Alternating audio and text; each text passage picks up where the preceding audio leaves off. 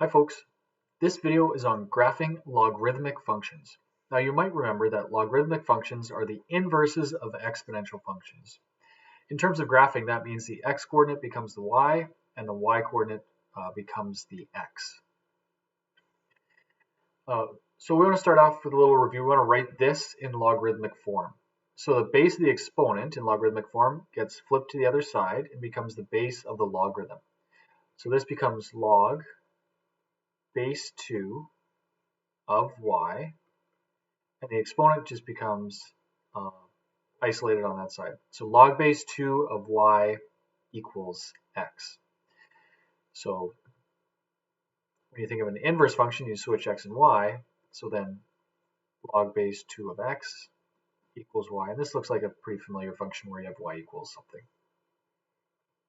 So because logs and exponents are inverses of each other, we can take an exponential curve, sketch the inverse of it, and that is the logarithmic curve. So using our table of values, exponents and logarithms are inverses of each other, so the x and y values switch. So we're going to start by creating a table of values where the x becomes the y. So 3, 8 becomes 8, 3. 2, 2, 1, 0, 1/2, -1, 1/4, -2, and 1/8, -3. So now we can just plot these points.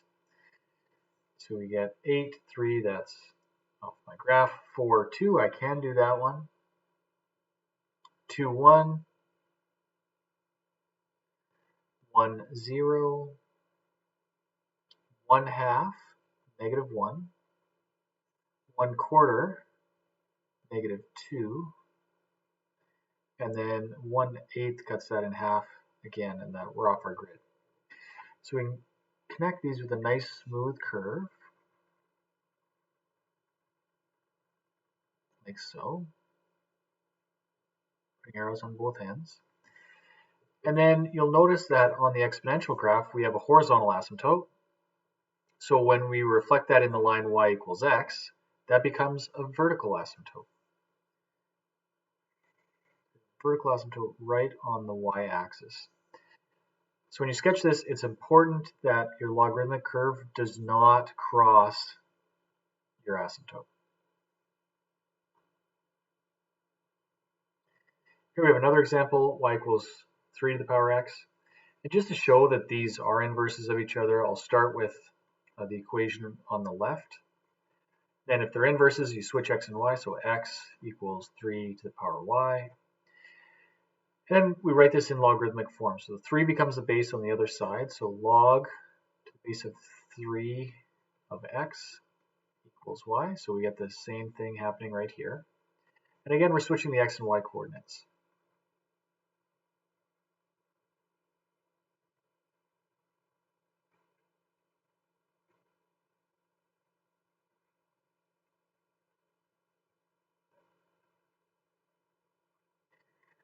Now I can plot all of these points just like I did last time.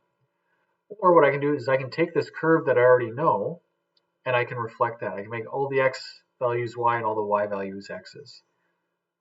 Now the first thing I want to do is I want to reflect this horizontal asymptote over the line y equals x. And when we think about inverses and changing equations, the equation of this line on the exponential function, equation of the asymptote is y equals 0. The y coordinates are 0 all the way around. In the inverse, you switch x and y, so y becomes x, and we get the line, the asymptote rather, x equals 0. So we have this vertical line right on the y-axis. And I said on this one, I'm just going to reflect these points here. So the point 0, 1 becomes 1, 0. And the point 1, 1, 2, 3 becomes 3, 1, 1, 2, 3, 1.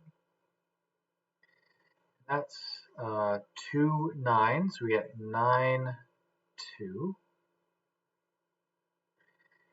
And this one here at -1, we're at 1/3. So just as a reminder, that's what we have there. So -1, 1/3. So we're going to 1/3, -1. And then if we go over to -2, we're at 1/9, and I don't think I can plot a point that's remotely close to 1/9, so I'm just going to connect my dots here, like so. So on the right-hand side, we're going to keep going higher and to the right forever, just slowly increasing, and then we're getting closer to the vertical asymptote right there.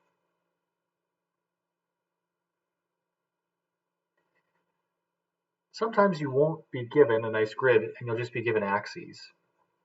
So we're going to start by sketching our basic exponential function. So we start with our horizontal asymptote right on the x-axis, and then we can just draw the general shape like so. Then we need to label some key points. So our y-intercept is a key point. That's always at 0, 1, unless we've been transformed. And then we have what I call a predictable point. So that is when our x value is 1. X is 1, 10 to the power 1 is 10. So there I have my exponential function. Now this is the logarithmic function that is the inverse of our given exponential function. So let's sketch that. The horizontal asymptote becomes a vertical asymptote, again right on the y-axis. And then we can reflect these points. So we're going to get that same logarithmic shape. It's important to get the shape right. It's going to look something like this. And then we need some consistent points. So the point 0, 1 becomes 1, 0.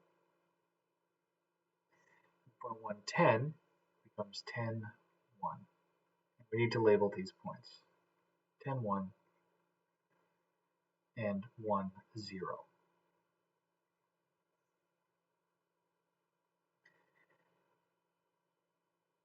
So for all of these functions, we want to look at the domain, range, constant point, predictable point, equation of the asymptote, and intercept, see if they have anything in common. So let's start with the domain. Here the domain of our blue function doesn't quite touch 0 because that's a vertical asymptote, but it goes forever to the right. So we go from 0, not including 0, out towards infinity. Our second one, well, we have that same asymptote, so we don't include 0, but we go forever to the right. And on our third one, we have that vertical asymptote, so we don't include 0, but we include everything to the right. So the domain for all of our functions goes from 0 to infinity, not including 0 and not including infinity. If you prefer set notation, x such that x is greater than 0, I wrote the equals, but it is not equal to, or x is an element of the reals.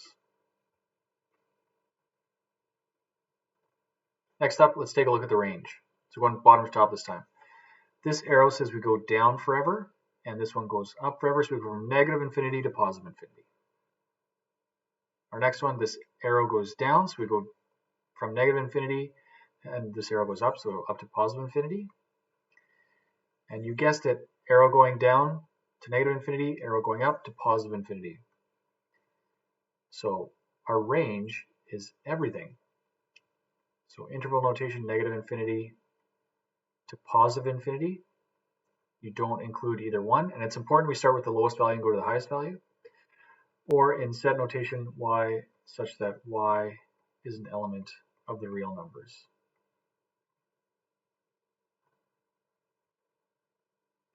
Next, let's look for a constant point. So here we have the point 1, 0. Here we have the point 1, 0. And here we have the point 1, 0. So our constant point is 1, 0. Unless we have transformations, but we haven't got there yet. Let's look for a predictable point. So on this graph, the only other point that we sketched was 10, 1, where the 10 comes from the base of the logarithm, and 1 is just our height.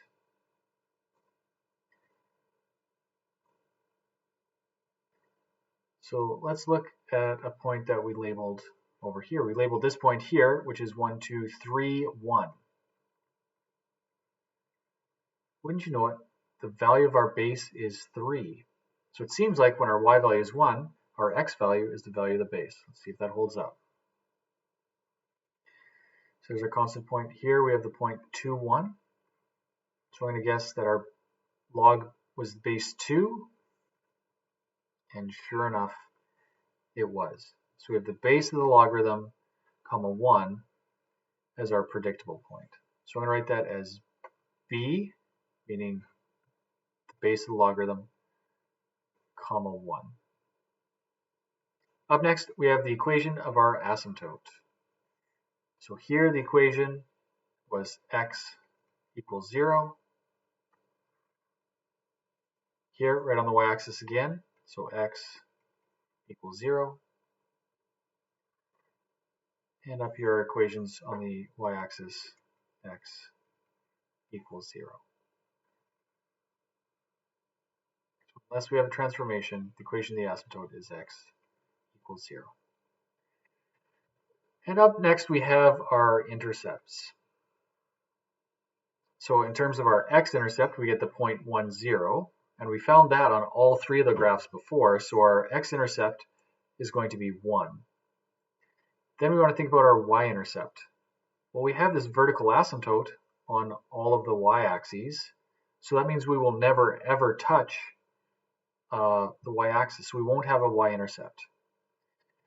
Again, that changes if we have some transformations, but we're not dealing with that yet. So our intercepts, our x-intercept, is the point 1, 0, same as our constant point. And the y-intercept, there is none. And that is graphing logarithmic functions.